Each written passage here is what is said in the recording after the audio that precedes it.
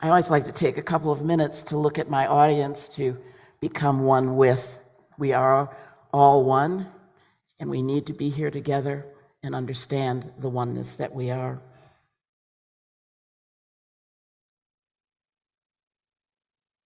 When I heard what was just read for the first time and realized that every organization seems to have a skeleton in their closet, I'm hoping that the skeleton is out and they're ready to move on into a different area in a different way.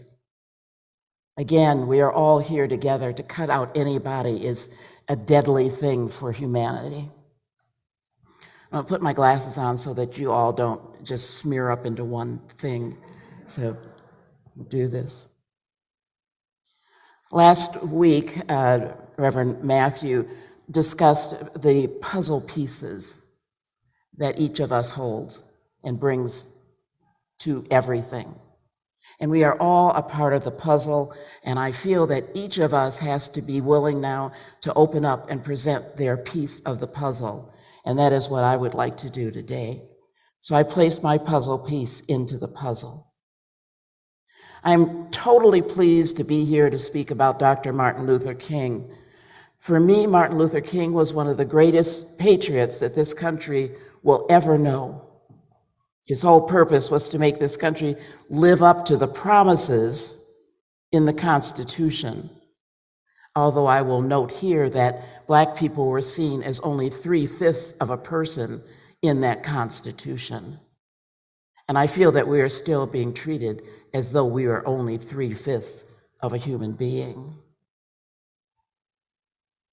He wanted this country to live up to the promises that every person, man, woman, and child, have the ability to take part in life, liberty, and the pursuit of happiness. He understood that if any of this country's citizens are disrespected or cut off from their true destiny, this great American experiment will fail. He fought for his country and his purpose, not just for Black people, but for all people, no matter their color, because he understood that we are bound together by the very air that we breathe. Martin Luther King wanted America to reveal its better self. He loved a country that too often did not love him. He was willing to give his life for this cause, and he did because he knew how difficult it was to be a Black person in America. When I think of Martin Luther King, it is not just about his soaring rhetoric. I think that what I go to more than anything is the courage that he had in the presence of threatening hatred all around him. I think of a man whose purpose overwhelmed his need for safety, with prejudice and inequity shadowing him and all of us in all aspects of our lives. For the purposes today, I reread the speech, "I Have a Dream," that he gave for the March on Washington in 1963. As I reread it, I realized that it definitely had a dreamlike quality, a sort of wishful thinking to the way things should be in this country, but definitely were not in that moment of history, nor are they now. He spoke of as of yet unfulfilled guarantees for people of color, the Declaration of Independence, the misleading Emancipation Proclamation, which simply rebranded our slavery, both with the empty promises of equality for all, both Black and white. I feel an overwhelming sadness for what I see in this country today, as the powers that be desperately create a firestorm of guidelines attempting to erase America's often cruel history, my history and yours.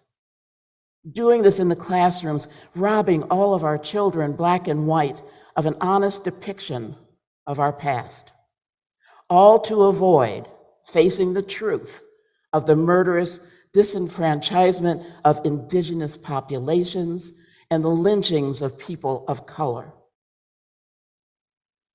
This was done by their ancestors, and they don't want them to be embarrassed. They don't want them to be held guilty. But as long as they are able to have the privileges that have been given because of all those things that happened, no one wants to give up their place. No one wants to be in the lower echelons of life. It's a wonderful writer of a book called Caste.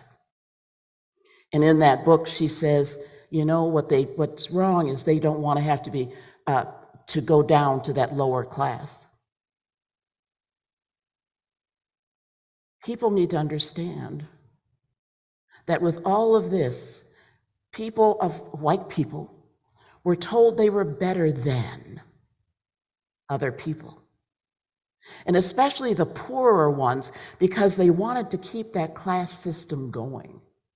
They wanted to be able to feel better than someone else, knowing that even in their circumstances, their lives were no better than those lives of the Black people that they were putting down. It's time to wake up to all of that. They want to whitewash history, to eradicate the crippling damage of slavery to descendants of slaves in America. Tomorrow will be my 85th birthday.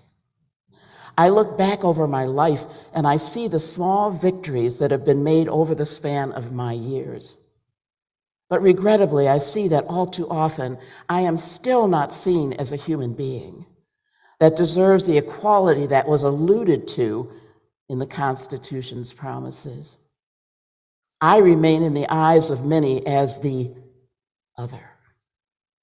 I still feel the micromanaging gaze of those who feel that they are in charge of my destiny, constantly having to prove myself to those who sloppily wear the mantle of unearned, imaginary supremacy, while they continue trying to keep the lies of better-thanning intact through cowardly acts of cruelty, discrimination, and legislation, attempting to make me invisible. I am sad to see that often our contributions to this country are purposely overlooked or appropriated to eradicate our presence and value to the building of America. Believe me, without our labor, our free labor, our pain, our misery, our suffering, this country would not be where it is today. Racism has left its unhealed scars on me. Even though I was born in the North, Minneapolis, Minnesota, even this far northern state has a history of racism and lynchings. There was a lynching in 1920 of actually two people, because 4 people were accused of raping a white woman in Duluth, Minnesota.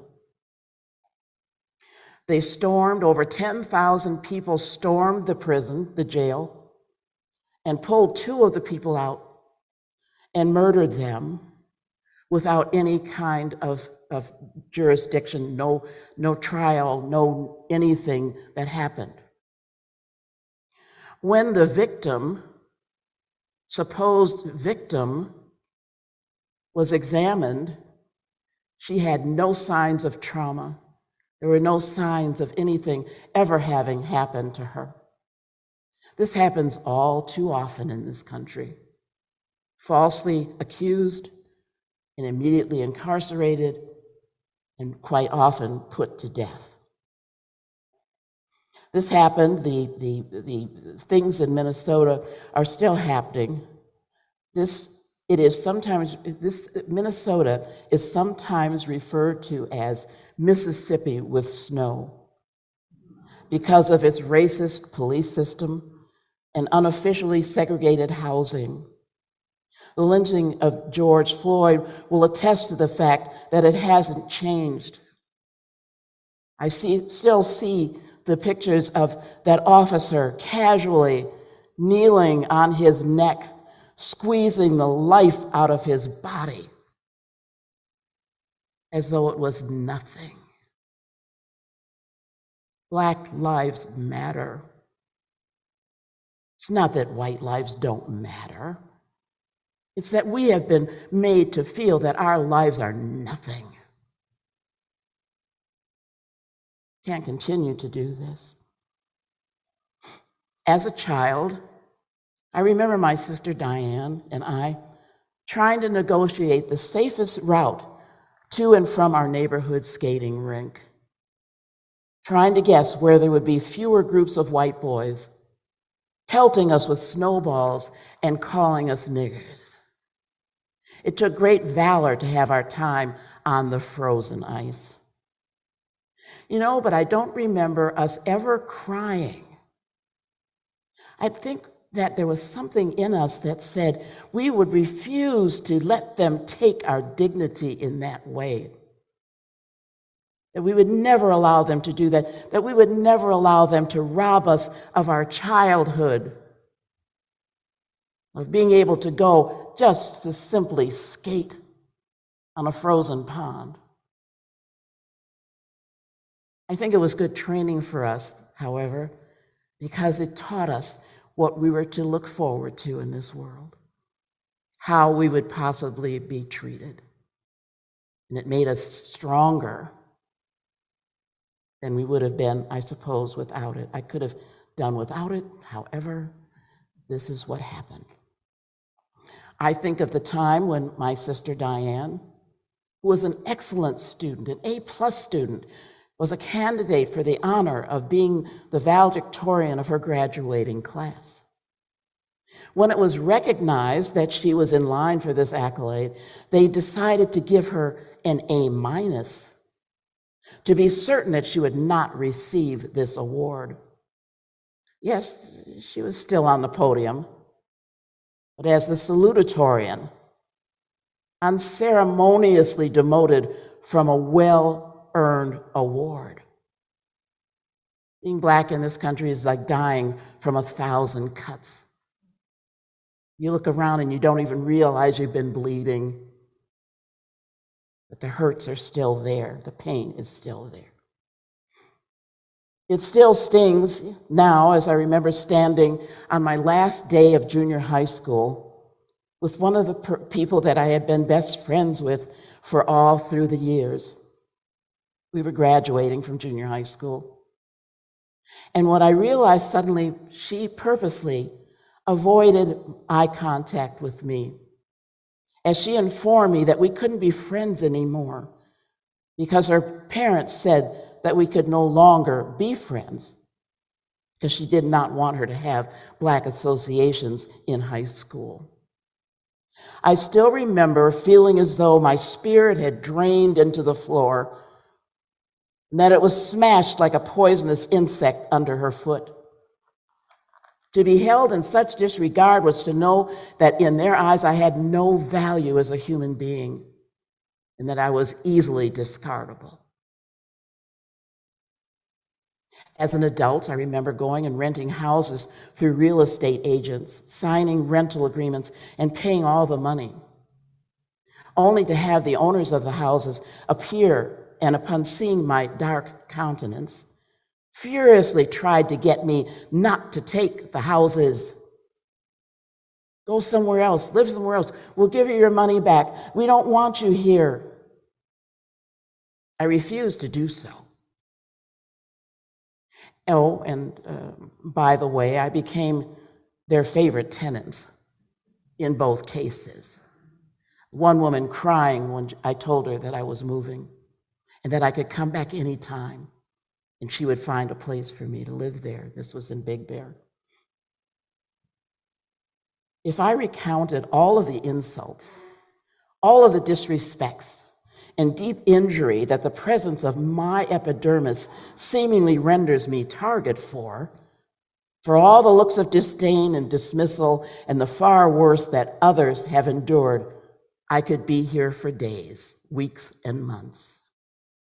It suffices to say that being a Black person, a person of color in America, takes great courage and self-restraint. He spoke of nonviolence. There's been many times when I have wanted to be very violent. in how I was being treated. You become tightly wound and you develop a form of chronic paranoia, knowing that you are not being seen for who you are, as the observers search to pigeonhole you in one of their preferred stereotypes.